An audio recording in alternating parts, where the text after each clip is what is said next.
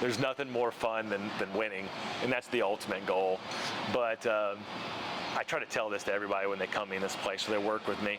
Like, I want you to leave here a better person, not just a better athlete. You'll be a better athlete if you're a better person. And at the end of the day, you're going to be an athlete for how long? And you're going to be a person for a little bit longer, more than likely. So you might as well focus on the ultimate goal.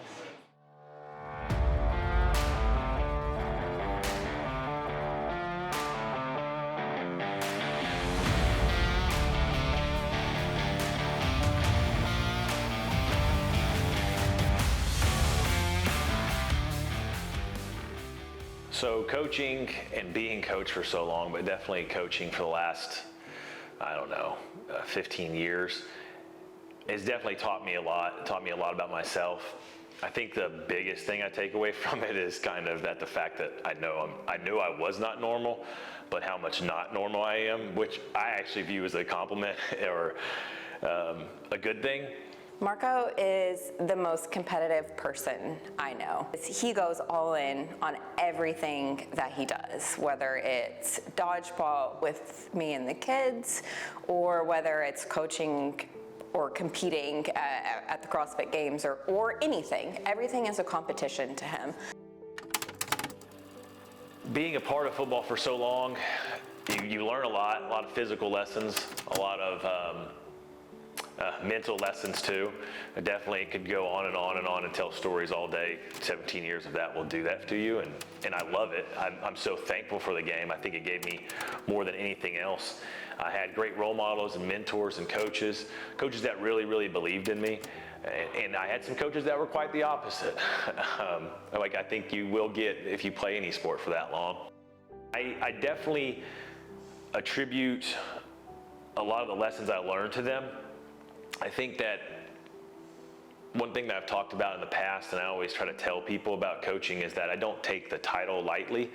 It's kind of an honor to be called a coach, but the people that I called coach, that I still call coach to this day, are the men that made a lasting impression and impact in my life for sure. I hope to be like them one day in the sense that when I coach somebody, they actually want to call me coach, and then afterwards they still call me coach 10, 20 years from now, like I still do. I saw my high school coach a few years back that was my position coach, and still to this day, every time I talk to him or I've called him and asked him for something or help, it's still Coach Todd. It's always going to be. So I don't take that title lightly, and I think it comes with a mutual respect and trust and just relationships. And I think coaching is mostly about relationships. And that's one thing that I had preached to me from football that I definitely try to pass down, that they want to make you a better man, a young man. They want to make you into a better young man so you can, value the things that need to, and God and your family. And football definitely was my entry point into understanding a lot of those things. I didn't have the best parental situation in terms of guidance sometimes, and I was very fortunate and blessed that I had caring people, and caring meaning like they weren't always nice, people know how I feel about the word nice, but I think that they gave me the tough love and the confidence and the things that I needed when I needed them, and that's what good coaching is, I think. I definitely have learned more and more how quickly I care for people, but I just do it in a very different way.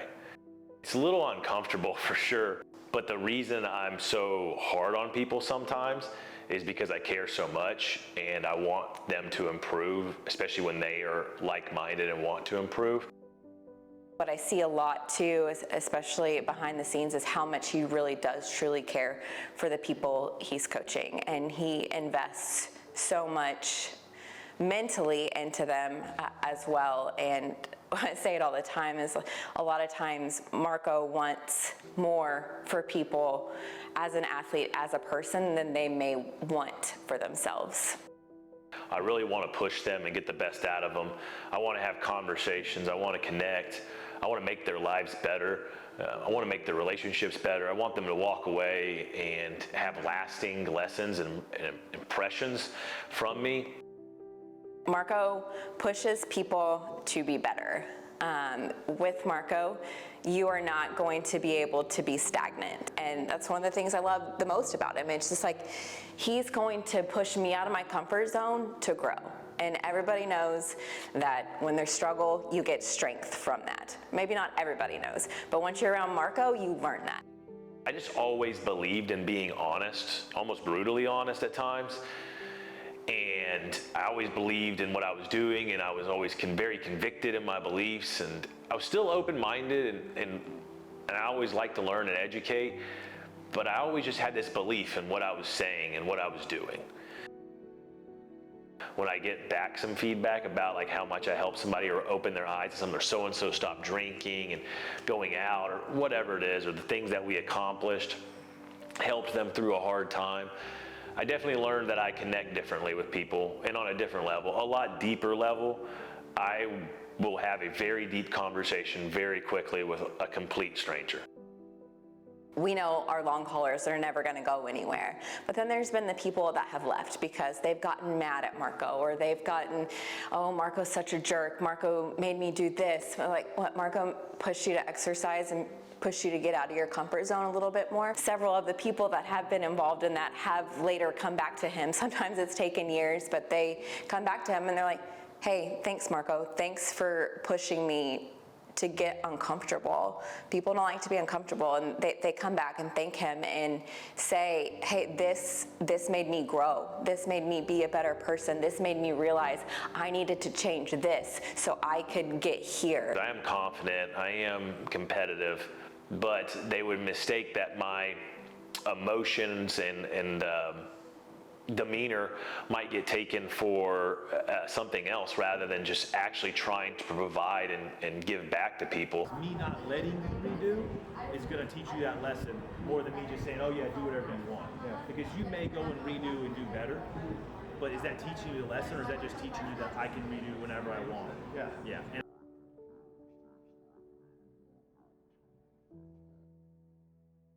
is it rolling? It's rolling. Okay.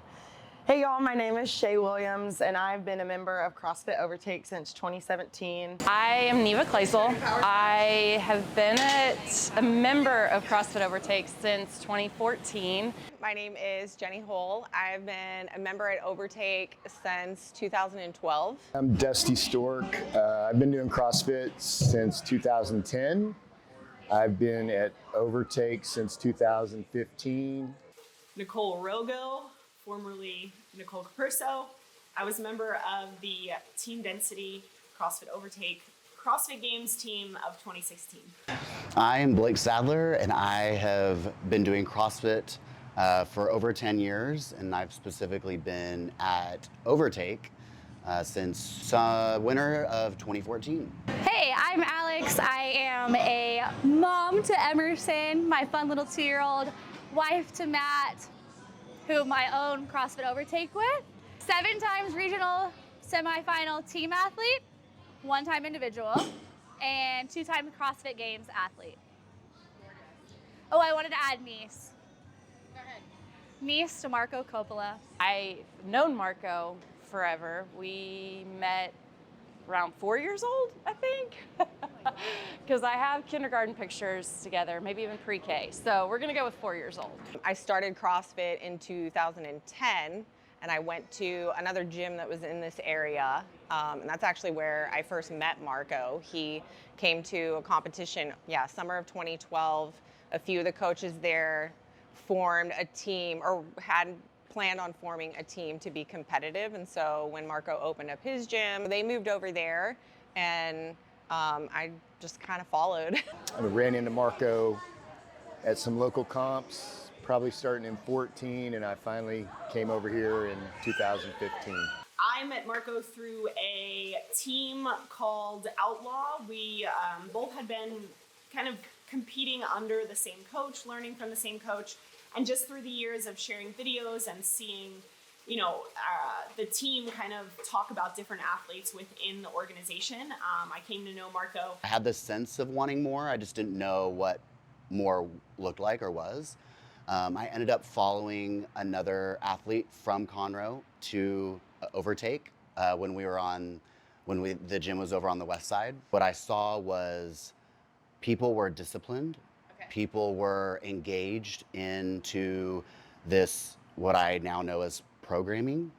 And it was all led by one person. He was a big guy, like, and not to say that there weren't a lot of big guys back then, but he was big in his presence. He was very, you know, outspoken, and like you knew when he was in a room, you know. But he just had so much like fire in him, and I think like the OG CrossFit days, like that is what drew people in. Like you really want, like when you saw that, it got you excited and you wanted to be a part of that. You know, I owned that gym, so I'd work out during the week because it wasn't close by. I'd come over here on Saturdays. The first Saturday I showed up in here, he was kicking off a 90-day challenge, and I didn't know that, and I didn't know anybody but him here. It was my first official workout in this building, and I walked in. I had a Monster energy drink in my hand, and before class started, he said, "Well, we're kicking off a 90-day challenge. Dusty, by the way, enjoy that. You won't have one for 90 days." He put me on a team with two guys that I'd never met, and told me to hold them accountable, and they would hold me accountable. And that was my first taste of how he's going to run things. Yeah. And in 2015, I went individual for the last time in the CrossFit season competition. I was pretty much ready to be done after 2015, and the organization, you know, head of the organization of Outlaw basically said, well, there's that guy that's really strong in Texas, and he's looking for another girl for his team next year. So do you think you would want to do a team, you know, for the games next year? And I had already been competing in grid with Marco. I came to know him through that. And so I was like, why not? I was about 25. I packed all my bags and I moved to Texas for the first time. I had come from, as a gymnast, this very disciplined, strict way of training. And so the way that he coached wasn't foreign to me. It fed what I wanted and needed. And I was a pretty scrawny dude at the time, and I wanted to get strong as hell. And I knew the way to do that was to play with the big guys. And Marco encouraged that.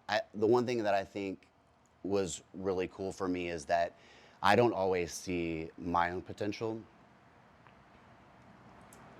In my first class here in January of 2017, I think we were doing bench press, and I remember partnering up with Marco's wife, Erin, and I was just, I was intimidated, but not because of the environment, because I felt like I had something to prove. I knew this was a competitive group. I had been training with the desire to compete for probably the past 8 months, and like knowing like CrossFit competition was high on my list of things to do. And so coming here, knowing like the competitive history, knowing what Marco and people at this gym had accomplished, like I wanted to be part of that group.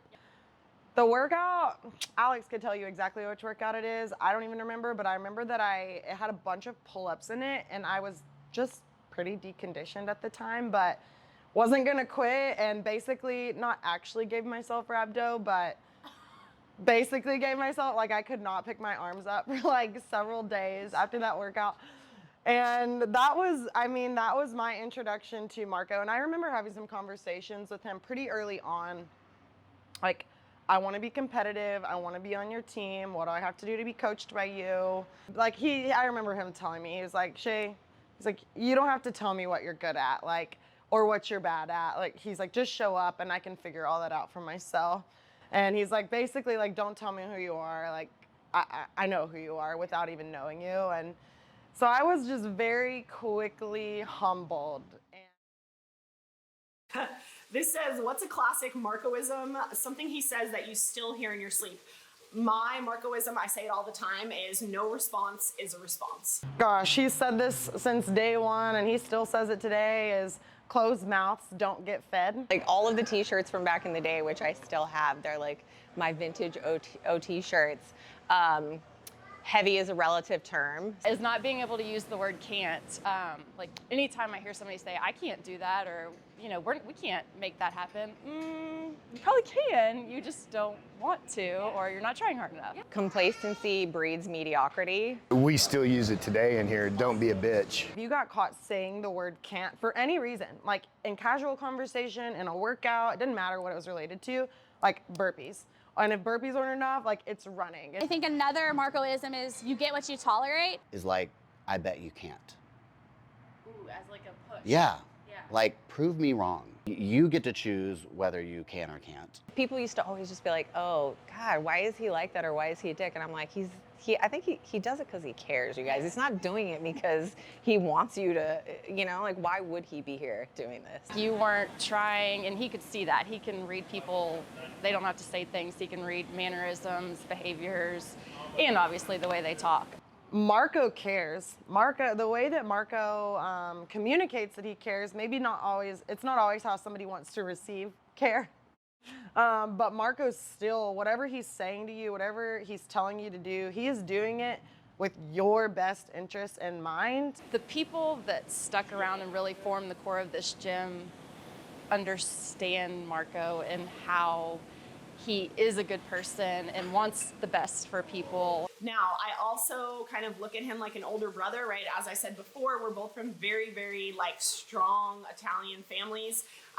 And he kind of was similar to relatives I had, people like the cultures I grew up with, right? I grew up in a very Italian community. And so the loud, yelling, very directive personality was not foreign to me. He was my coach, and I literally, like I said, it was almost comical that I couldn't string two double unders together. And afterwards, I kind of made that comment to him. I'm like, that was almost comical. And he just looked straight at me. He said, I didn't find it very fucking funny. His expectations, whether you believe in yourself or not, just kind of told me that he believed that I could do better than that.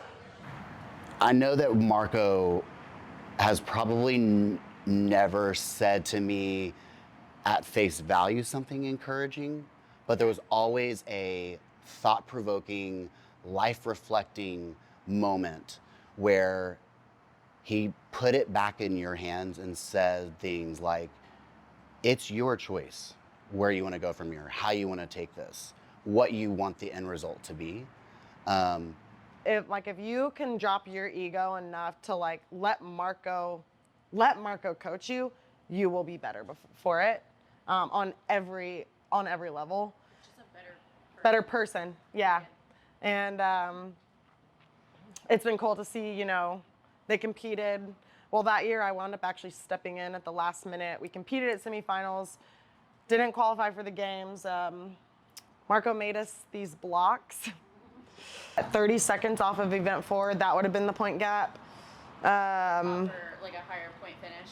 To make up that 15-point gap that we would have needed. So like it's like 30 seconds. Like what is 30 seconds? And in the grand scheme of your life, like it's all we had to do, be 30 seconds faster. Marco delivered these gifts to all of these as like I want like a visual reminder of the work that we didn't do and the result that happened. And as like a motivator, right? Like if you want something, like here's a visual representation of some of the changes you got to make to achieve the thing you say you want to achieve. So him and Casey went on to compete again, competed at the CrossFit Games 2024 last year.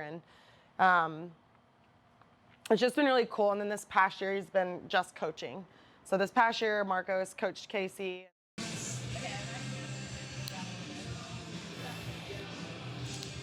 I'm Casey.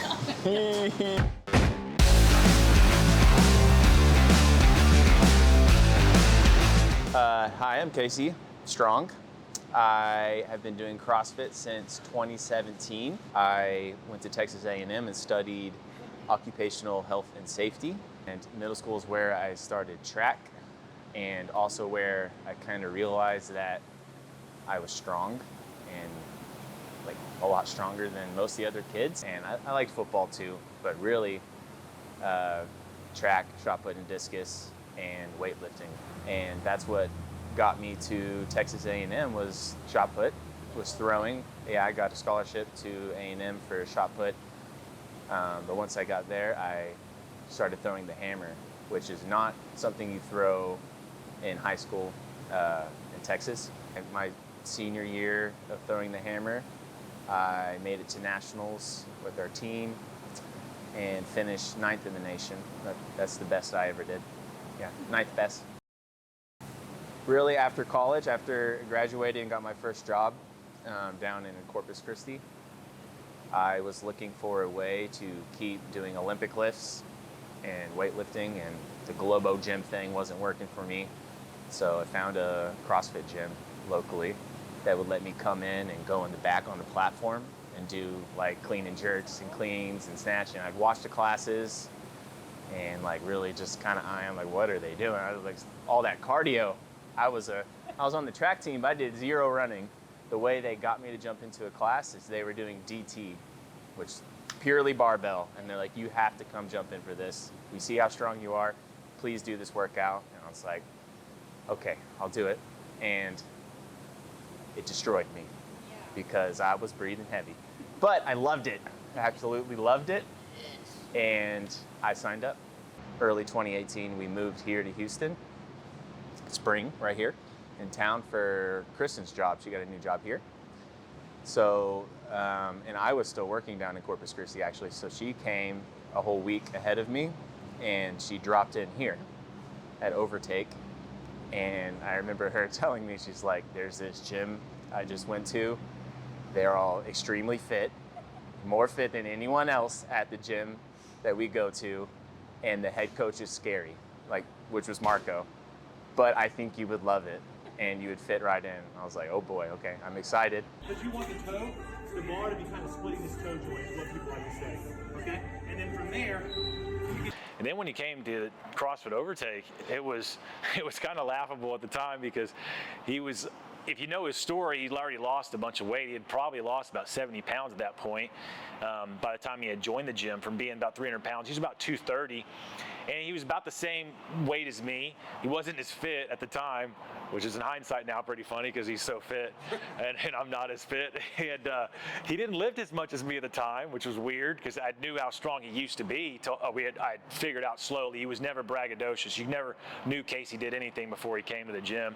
Having that mindset all year and for the last year or so, he's really been able to keep just doing what he was doing prior, like day by day, showing up, getting a little bit better. It's so not sexy. Like, there's nothing about it that's so sexy. It's not like he just showed up one day, went from here, and there's like this massive change. It's been 7 years in the making. Watching a guy that when he did a muscle up, I was like, please get off the rings. Please don't do that. You're going to hurt yourself. To now, doing nearly 20 of them. I mean, it's incredible to see how much his hard work and his dedication has paid off, not just for him, but for other people and the gym and everybody. Like I said before, he's one of the best of us. Like, he's exactly what you want from CrossFit.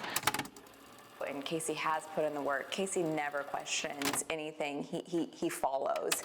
He follows because he trusts. And he has that trust from Marco that he knows what he's doing with his coaching. He's seen it. He's a product of it. I mean, Casey works a full-time job, has 2 kids, 1 on the way. Casey lives a normal life. Casey's not normal by any machine. Casey's a machine. There is that piece of it as well. Yeah, coming from a football background, I prefer that style of coaching. I knew it was different than other styles of CrossFit coaching, more like just more of support. Is your normal CrossFit, just support and be there and cheer you on kind of a little bit. But yeah, Marco's very hands-on and in your face at times, and he's not scared to tell you what you need to hear, which hurts a lot of people's feelings. sorry, it doesn't give places, it doesn't give time, it doesn't give reps, it doesn't give weight. Do what you're capable of, and you should have no regrets. If you want bitching out on the worm to be your calling card, well, just fucking put a stamp on it. Just keep doing it. Adjust. Adapt. Everybody else did it. You weren't running fast enough. I have people, teammates now ask me, or people in the past ask me, like, how can I get respect from him or get him to acknowledge me or listen to me? Like, it takes time and loyalty, and you need to show him that you care, first of all. That's the biggest thing. He wants to know that you care about what you're doing.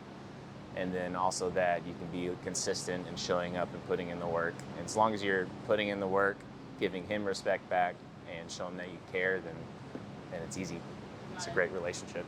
He's come in, continued to work hard, and got better, and done it the right way. And he hasn't complained one time the whole way. I don't want to do this for this.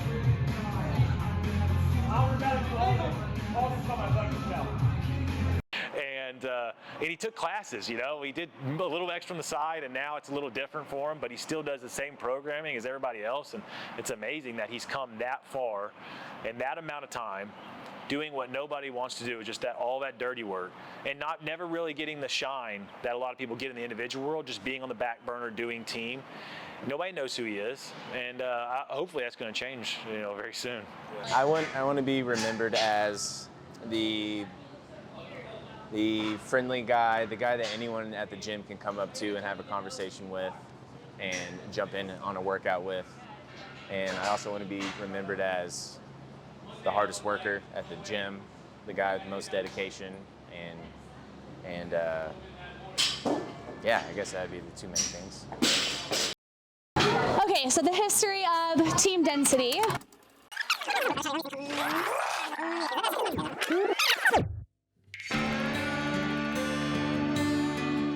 I guess you got to go back. I graduated college and I'm getting ready to go play in the Arena League. At the sports performance facility I was at, they talked me into doing a CrossFit workout. They had a CrossFit section of the gym. And I was like, oh, that stuff's stupid. You guys look like chickens flopping around, you know, doing your kip and pull-ups, and you know how to do them. So of course, Fran was my first workout, 21-15-9, thrusters and pull-ups. And of course, being me, I've never really done a thruster, but I had flexibility enough to do a thruster and I was strong. So I did the thrusters unbroken every round, and I did the first 21 pull-ups unbroken, not really knowing how to kip that well, but I had never done 21 pull-ups in a row in my life. But I know I got done, and it was like 5 or 6 minutes. I don't remember the exact time, but I can remember being like my hands were bleeding. They were like traditional, like torn hands, like literally like 3 calluses missing off of both hands. And I was kind of hooked a little bit, but I went and played arena ball like a month later. I was gone, and by the time I got back, it was summertime, and I was like a couple weeks in. They told me like, "Hey, regionals is coming," and I was like, I didn't know any idea what it was. It was the first year of regionals. Before that, it was sanctionals, and it was in Tomball, which is close by to where we're at. And I went there, and I knew a buddy that was on my football team. They graduated with me, was competing, actually 2 of them, and it was crazy. It was so different. It was on a concrete pad in the middle of a field, basically, at this ranch, and there was no shade, no covering, and it was like 100+ degrees, seriously, in Texas and humid. The bars were melting everybody's hands. It was disgusting. Everybody had burns. I was not competing, but still, I was like, watched that, and I watched the guys that were competing, and I remember in my head, I thought, I can do this. And then from that day on, I started doing a Metcon every single day of some sort. I started with all the benchmarks that I liked, like Grace and Isabel, and then started mixing in other ones. And then it was probably not even a month later, I was like doing like my own programming, strength pieces, and using what I learned in college degree in exercise sports science. So I was like, okay, I looked at CrossFit methodology and was like, oh, this is not what I need to do this. I was like, there's too much randomness and not enough volume. So I immediately started like programming all my own stuff. It grew from there. I was working at a gym, and I honestly wasn't working at that gym that I trained at for even 6 months. And I was like, I'm gonna get a loan and start my own gym. I was personal training. So I talked my girlfriend at the time into putting up both of my vehicles, and she had hers. So we leveraged all 3 of our vehicles to get a loan, took the loan, leased the space, paid for the affiliate membership, bought the equipment, and then started the gym with literally like 3 of my personal training clients, one of her sisters, and a friend. I think we had like 5 members to start. And then we just like didn't advertise, just had the doors open, wrapped my truck, and that was kind of it, just organic growth. Didn't really have a plan other than how much equipment we needed and a program that we thought worked. The team name that was Team Density came to fruition by, it was actually me and a buddy. that local buddy that owned another CrossFit affiliate, and we were both bigger guys, over 6 feet and like 220 plus pounds. And that's actually where the name originated. We were like, oh, when we do team together, we sign up for like a comp together. Me and him, our team name will be Team Density. And actually we never signed up for a comp together because he never wanted to compete and wouldn't like sign up for the open or anything, even though he was very fit. No, it's incredibly basic and was just two big guys like having a cool name that was like, oh, we're big and strong and like fit. Yeah, it was really just simplistic. And so about a year went by, and then we were registering our team for the CrossFit Games Open, the open season. And I was like, oh, I'm gonna make the name Team Density. I love that name. And we never used it, so I just used it. And so that's how it originated. It was just two guys that were bigger athletes that were like, oh, we're gonna make a team name that sounds cool for like the bigger people. Funny part about that is the first year that we actually qualified for regionals and went, our team name was #Team Density. When we got to registration, I think there was 30 teams registered and there was only 29 on the roster. And our name wasn't on the roster. And it was basically because of some kind of computer malfunction with the hashtag. So we were kind of scared that first day we showed up and they were like, oh, you're not on the roster. We had to check in the next morning. And when we checked in the morning of, it was Friday morning of regionals, this is back in San Antonio at Freeman Coliseum, they actually had already given away all of the shorts and shirts that you get for being an athlete and checking in. So none of us got the shirts that said our South Central like regional shirts that were designed by Reebok back then. So none of us got shirts, and we got like leftover shorts. I actually have a shirt that says Australia in it because if you remember back then they would ship equipment from one to another, but nobody else had shorts or shirts from that actual regional because of a glitch of some sort with the team name. So we stuck with the hashtag from there on until, I don't know what year it was, they eliminated the ability to put, it's okay, baby. They eliminated our ability to put hashtag on it, so then it just became Team Density, and we never worried about it again. Okay, so the history of Team Density. We had a team qualify for regionals in 2013 was the first year. In 2014, we were one spot shy of the games. In 2015, we got 15th at regionals. 2016, we got first place at regionals, and that qualified us for the games, where we placed 30th. In 2017, Marco and I both went individual to regionals. In 2018, we had a team, and I'm unfortunately not remembering the exact spot that we finished, which tells you it probably wasn't great. I think it was 15th.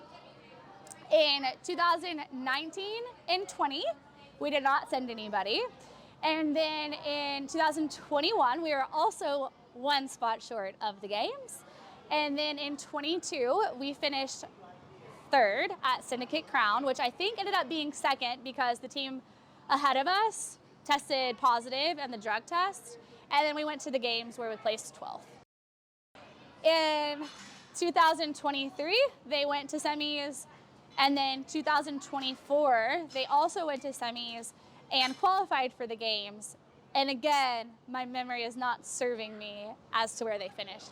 So the idea of dense protocol was obviously coming from Team Density was taking the dense part. The dense part originated from just two guys making up a name. But the dense protocol part was, I've always believed in what a protocol stands for. It's not just a plan, it's similar, but it's a strict kind of idea written out protocol to follow. And it's explained, it's detailed, it's everything that you need, and it's kind of like this reassurance if you follow these steps, and it'll lead you to the place you're trying to get to. And then dense is obviously just like when you think of something that's dense, you think of something that's like heavy. It can be small, it can be big, whatever. It's packed full of things. So the idea of the dense part really came from like we tried to deliver a lot in an hour. When I ran the affiliate and we programmed, like if you didn't come from those times were crazy. Like the way class was really structured back then is like everyone had to do class. Like Marco wrote all the programming. You had to do class, and then you were invited to do extra work. They would have to communicate to the next class that was standing by, and there would be just a swap. People would just come in and people would just come out. And so like the hour was extremely dense. It was extremely packed. It was stressful. It was hard for the coaches, and the coaches had to be on point. It was different times and places. And because, like I said, a lot of our competitive members took class like normal people. As just an everyday CrossFitter, I just always loved his programming, and it wasn't really like dense protocol back then, but it was very specific to him, and everybody kind of knew that's what he was known for. Like, people would come to our gym because of the programming. If it was 5 o'clock, when it hit 5 o'clock, it started. We started talking, started getting equipment, everything. We gave a simple instruction on what the warm-up was going to be and the intent. We did the warm-up. As soon as the warm-up was over, at the 10-minute mark, we were instructing to the next phase, and then we'd be going sometimes from like a weightlifting part, then into a strength part, and then into a conditioning part. And we would have a warm-up, a weightlifting, a strength or skill, and then a conditioning most days. There was some variance, but it was intense, packed hours. And then also a lot of our, everyday people, we wanted them to get a lot out of class. We didn't want them to just do one piece and not have anything. I didn't believe that was enough. And I still don't believe that's enough. I don't believe you have to jam pack the hour like we used to. That's trial and error, of course. But I've learned from that. But I still think you need to deliver a lot. Coaches are supposed to coach during that time. And I think that was something I loved about Overtake and being a part of Team Density, as Marco was always coaching movement. I became a better burpier as part of Team Overtake, Team Density, CrossFit Overtake, because Marco taught us how to burpee in a very, very specific, annoyingly specific way that made us faster. And I mean, from one thing to another, we gave them a timeline. At 10 minutes, we're talking here, and at 5 minutes, we're starting our first strength set. You need to be at this percentage for this many sets, then we're starting together. Nobody starts early. You can warm up. It was very packed, very tight, and then when class ended, there's a lot of times where class, it was like a minute. And that's the way it was when I grew up in football. So in college, when we got done working out, we would have like a minute. And there could be 20 or 30 dudes, there could be 60 or 70 dudes at the off-season workout sessions in college football. And he would tell you, there, like, we're cleaning up, go. And you would have literally 60 seconds to take every weight off of every single bar, off of every machine, and put it racked on the racks in the machines where they're supposed to be, and everything set back into place like you found it in 60 seconds. And all these dudes, and everybody works together and goes. And that's what I knew. I knew people helping people. We didn't have people putting, if you've ever been to a class and somebody's like done and they start cleaning up their equipment while somebody else is still doing the Metcon for the next 4 minutes, like, that's not happening in my gym. We're staying on the floor, we're staying here together, and when class is over, boom, everybody scatters and starts putting up stuff. Everything gets put back and everything's good, and the next class starts. And it was literally from one thing into the next, and a lot of times that transition was literally a minute. The other thing about him is when he programs, he would test drive those workouts a week before he rolled them out to the gym. So he knew how you were supposed to feel, when you were supposed to feel it, and how to persevere and get through it. The methodology for dense protocol is pretty well thought through. I'm a pretty deep thinker, and some people would say an overthinker, but I definitely thoroughly try to think through all the decisions and the design of everything they do, and everything has purpose. There's very little that is like random for the sake of randomness. He has built a year-long program and cycle that is reflective of the CrossFit competition season, that addresses like every aspect needed to be a competitive athlete. Now, there might be some randomness in there for the sake of trying to get a different stimulus, or maybe it's like, hey, saw this on .com, I want to work this in a couple weeks because this is not specifically my style of programming. Because there's things that are done at the games and other competitions that are not the ideal way I think you really want to test somebody, or a good training methodology. So sometimes you got to get them used to doing things that don't make sense to you. So that's a very small part of it. I've had to learn to practice in my few seasons training with Marco and the team and doing his programming, something he calls delayed gratification. Be okay with putting in the work and not necessarily having it pay off immediately, but just trusting in the process and having discipline to show up and put in the work and not seeing your results pay off immediately. Yeah, I'm a big fan of testing and retesting, but not as like short term as some people are. I know Dave Castro has talked about like he loves to test and retest a workout like multiple times a week. I've never been a fan of that personally, and I don't think that it actually, I think it leaves for a lot of sandbagging, and it allows people to, even at the beginning and the end of a cycle, say like we're testing a 2K row, if we do it at the beginning and you know we're doing it again at the end, it's really gonna be hard for me to get 2 great efforts out of you. The mindset that was set from the get-go with Marco and Den's protocol was that there's not gonna be overnight change, and there's not gonna be instant gratification, which really those are actually enemies of the end result. Yeah. When I came in here every day, I knew that every movement, every Metcon, every coaching cue was for the purpose down the road. At the end of 2019, we ended up selling the gym to Matt and Alex. I wanted to keep going with my family and extend our family, and we had one child at the time and wanted to have a second, so we really wanted to emphasize that with my upbringing. It was just very important to me to like be a very involved father. So I was like, well, we can't give up what you do, and my wife being, and how hard she's worked and how much money she was making. So we either could get somebody else to run the gym or just sell it outright. So we ended up putting it up to sell, and before we did that, we talked to Alex, who is family. She's technically my niece, which is weird, but her husband at the time, Matt, and they ended up wanting to buy it, and so we sold it to them, and they have been running it ever since. Obviously went through COVID in 2020, which was tough right afterwards, but they made their way through that just fine, did a great job. And then since then, you know, I've come back to going to the gym in 2021, and they've accepted my involvement and asked me to help out. And I specifically remember this day. We had a bunch of people here training from a CrossFit gym in College Station, and at the time, Matt Kyser was programming for me specifically and programming for the gym, and he programmed double overhead walking lunges with all of these people here.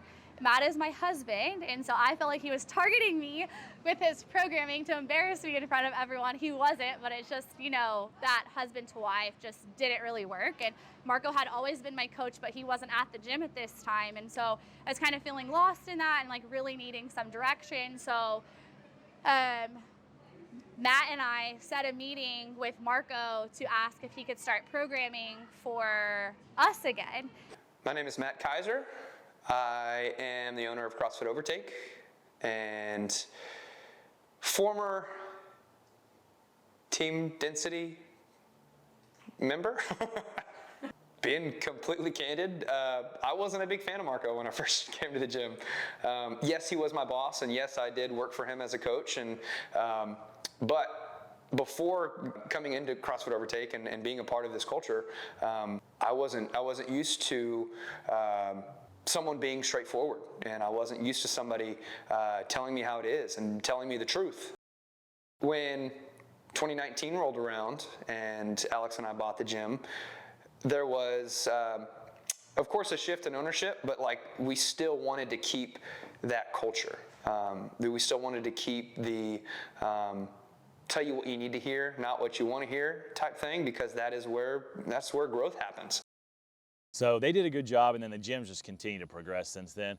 I came back in the fold about a year and a half later, and then started doing the programming and helping them out, and then just kind of grew back into that relationship and kind of fostered and then see where I could be of assistance at, and really they've done all of it.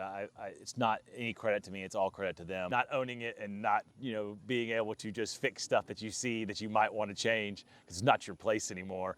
So that's been interesting, but they are, you know, because they're family, they actually take any of my unsolicited advice pretty well, and they're pretty thankful for most of it. So, but again, I have very, very well understood when I sold the gym, I sold all that. There's nothing that they have to take from me. I'm not their boss anymore, versus I used to be. Go find a rhythm with the check. Come on, keep it going. Punch underneath the bar. Yeah. One thing that I think is completely different for Dense Protocol versus all of the other competitive programming is the ability for a competitive athlete to still be involved in the community, which is so important here. Like it's really cool when you're inside the gym and Casey, who's a CrossFit Games active CrossFit Games competitor, is like in class doing the same workout, or like he's doing the RX version of the workout, and then everyone in class is either doing a slower version of the same workout or their own modified version of that workout, or trying to keep up with him. And you know, I hear it from the guys all the time. It's like, oh, Casey only beat me by 10 seconds, or oh, Casey only beat me by 5 minutes. Yeah, like, oh, well, Casey did that in 5 minutes. Oh, I'll probably do it in like 8 minutes, you know. And the internet can correct me if I'm wrong on that, but I don't know many other programs that have the same strength cycle, same conditioning pieces, all the way for Casey, like, who's going to the games. He's still able to be a part of this community. Everyone knows his name, but more importantly, he knows other people's name, and that is just something special and different about Dense Protocol. Even the kids are doing Dense Protocol right now. You can see them back squatting. Casey back squatted this morning, and all of our adult classes are also back squatting. It's pretty cool. The relationship with Dense Protocol and Marco, of course, Marco has been the heart and soul of Dense Protocol since it came, because he made it, he founded it, and it truly speaks for itself. The results do, and in terms of the teams and the individuals that have competed at a high level over the last 10 years. no one in our gym is doing outside programming, and Matt has set that as an intention of like, you know, I've heard him like be willing to have some conversations with people for maybe a specific reason why they would need to, but they don't need to, because Dense Protocol really does cater to everyone's journey, whether they're just starting out or whether they're trying to be competitive. We probably have consistently had an elite level of athletes at our gym since 2011. We've had the team. Every class has an elite athlete in it. Casey's always jumping in from the Overtake Density team, and Marco and Alex and Shay. So we're around them all the time, and we get to kind of be a part of that with them. So it's nice. And that's what I love about being a coach is I'm not up here above everybody. I'm right there in it with you. I love taking classes as a coach. Like, I never have the mindset of, you know, working out in the back by myself or as a better athlete. I love coming in and being with the community at every level because I love getting people to come up with me, pulling those people up with me, because that's what happened to me when I came in. That's how I got where I was, because people were grabbing me, pulling me up. Casey's here a lot, obviously. There's always an elite athlete around, and of course they are what are you laughing at? And when they're here, their presence elevates everybody's level of, you know, everybody wants to work out harder or be more motivated. It's always exciting to have them in class with you. Community means everything, especially here at Overtake. Everyone's doing some portion of Dense Protocol in their class versions, and I mean that's something that truly helps me push each and every day, is showing up and jumping in a class workout with them that fits in with my programming. We're doing some of the lifting pieces together with other people. Yeah, that is a huge help for me each and every day. It truly shows in their performance on a competition floor, but also just in the quality of people. The people that have been around here at CrossFit Overtake and that have been a part of the culture have truly stepped up and become leaders, not only here in the gym, but also in their lives as well. Overtake started doing Dense Protocol about 2 years ago, and it's been amazing. We have class programming plus all of the extra work, which you can kind of see people back here doing the extra work now. And I would say that it's really changed the dynamic of the gym for us in that way of, you know, people would come in and out, but we as a community and Dense Protocol Overtake alike really want to change as many lives as possible. And yes, we only get them for 1 hour a day. So if we can provide them with the coaching, provide them with more programming, and they are here with their kids, their family, doing extra work at home, you're going to have more of an impact on their lives. And of course, like, we want nothing but to be a positive impact for these people and as many people as possible. And I know that Dense Protocol is the same way.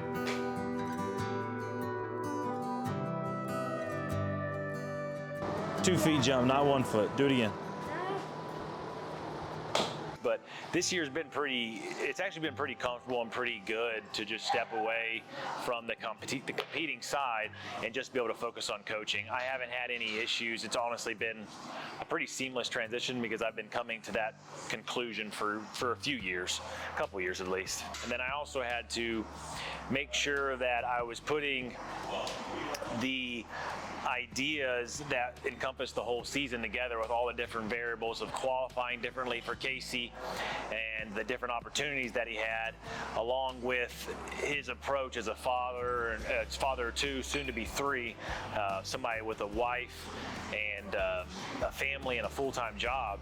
It's different when I have to calibrate all that into his life. It was easier for me and to empathize with because I'm a father of 3 myself, and I have a wife that works a full-time job, and my obligations are, you know, a little all over the place sometimes, and had to pick up and do things at the drop of a hat sometimes. Casey kind of has to do the same thing, so I can understand that approach with him. The balance of training for the games and doing 4 or 5 hours of training a day and working and being a dad of 2 children and a husband, almost 3 kids, 1 on the way. Yeah, it's very challenging, but it really just takes sitting down with my wife and planning. Carson, don't stand right there. You can come stand by me if you want to. Can you wave hi? Yeah, just communication and patience and understanding, and I mean, schedules are always changing, so just talking about, okay, are you gonna be gone this weekend, or, you know, that he has, you know, team calls and stuff like that. But I mean, the biggest thing for me that I feel like I take on personally is like making sure he's fed. Yes. Fed and hydrated. Sometimes every night even we have discussions and talk about the next day, who's taking the kids to school, who's working out early in the morning before they get up, who's coming to the gym when. But we have a routine for the most part, and yeah, I have my few hours I can come here in the morning and a few hours in the afternoon to get all my training in, and then I'm usually done training each day by 3:30 or 4 or so, and that's when I turn dad mode on and put the gym stuff behind me and get a few hours of playing with the kids and cooking dinner and eating with them. He's dealt with distractions on a constant basis. You have kids and see if you don't have to deal with distractions, you know. He's got a job amongst all that, you know, that he supports and provides for his family with. I mean, the guy's incredible. His preparation is just living life. He's a super fun, loving dad, plays policemen and bad guys with Carson. He'll come home from 4 hours at the gym and want to, or, you know, Carson will say, Daddy, let's go ride bikes, and he'll take him on a bike ride, and he'll be sweaty and smelly, but he'll just jump right into dad mode. The main thing I want to teach them is show them the discipline that I have in what I do, and show them the hard work that I put in, and have some of that rub off of them for sure, and show them that you can have fun doing it along the way as well. I think the biggest thing I've taken from CrossFit coaching, especially females, and now that I have 3 daughters, I think it's given me a little bit of awareness and information and how I want to speak to them and what I want them to grow up to be like and the people I want them to be. Because I've seen a lot of good and a lot of bad, and some really good examples and some not so good examples. And and talking to those girls and figuring out like how their life was, how they were raised, the difference, the things that were done, you know, properly and not so properly, has really also helped me to see and to think about how I want to parent my children. So I think that that's a huge benefit. It doesn't really help the team as much, maybe sometimes, but it definitely helps me as a father. Marco is relentless when it comes to you. Like you said you wanted to do this thing. So like, are you doing everything in your power to do this thing that you committed to and said you're going to do, regardless of what else you're going through? But then, like, I would say one unique quality about him is like he still is empathetic and supportive of like that backside of the life. And I can relate to it a little bit more than I think a lot of people can that are maybe just solely focused on one thing. I can kind of see his side and his approach to things and how it has to be different, and come to a reasonable conclusion on how we need to, make the best and most of his time and the others, with him being involved with the team again this year, how that impacts his own training throughout the week, and then the impact that his leadership and style of being an athlete and working out affects everybody else on the team. He's always wanted to be a dad, but from the coaching side, and as we've mentioned, like he wants people to be the best versions of themselves. And I think as a father, that's definitely shaping him and what he's doing for our girls. He's not weak. He's not going to let them be weak, especially in this crazy world. They can't be. Sometimes it does get a little coachy, and we have to reel it back. Hey, this is dad and mom. This isn't overtake team density. Like we have to reel it back. But just like anything else, it's constantly evolving. We're learning, and I have no doubt he's gonna. Like I said, he's always pushing me to be a better person, even if I want to headbutt him for it. And those girls will too, but he's ultimately pushing them at young ages to be the best versions of themselves, just like he does with all his athletes. If I could give somebody advice that wanted to get into coaching CrossFit, I would honestly tell them, no, don't. No, seriously. I think that it would be, what do you want to coach and how do you want to coach? Know yourself before you get involved. Know who you want to be and who you are, and stick to those things, and then learn from where you can, grow as a coach and as a person. But you got to have an idea of what you really want for you and who you're going to coach. Like, do you want to coach games athletes? Do you want to coach people that aspire just to compete locally, or just people that want to get off the couch and live a little longer?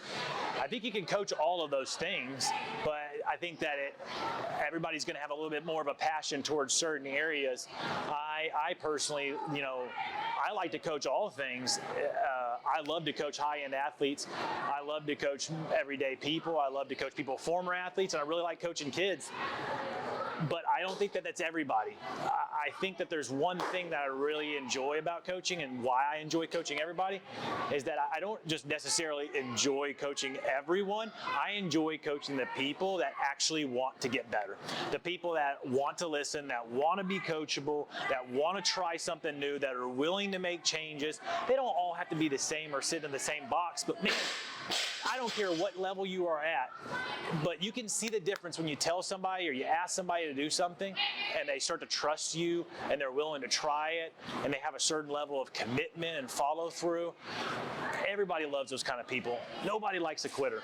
I mean, nobody wants to coach a quitter. I've coached, people that are quitters, that are games athletes. They quit on workouts. I have seen it, and we all have. You've been in the CrossFit gym long enough, you will find some people that, can run or row or double under or just do Cindy or whatever.